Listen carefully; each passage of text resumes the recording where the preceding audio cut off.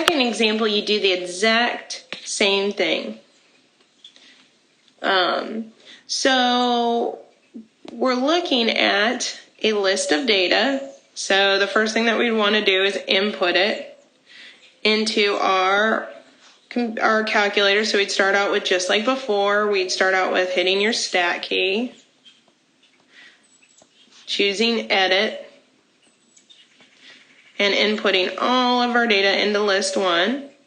Then hit the stat key again, but this time we'd go over to the right one, over to calculate, and we'd run that first option, the one variable stats, and it would automatically run again just like before on our, it would run automatically just like before on our list 1. Now I do want to point out something. We will get the following printout. If we continue right along, we'll see a printout that looks like the following.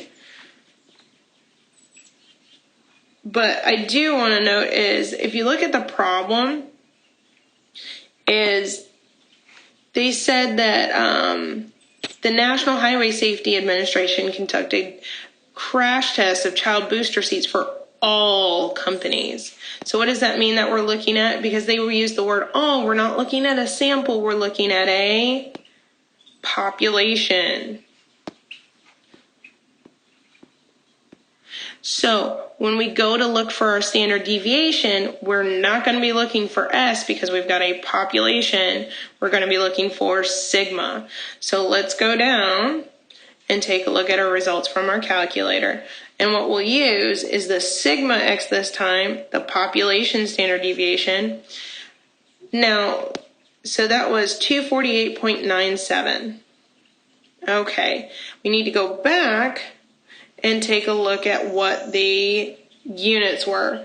And there's a typo here. The measurements, if we go back, we're told that they're given in Hicks, whatever that is, not sure.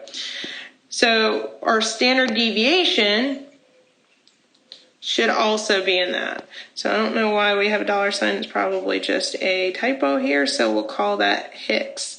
So we've got 248.97 Hicks, whatever that is. We don't need to understand. We're just doing the data.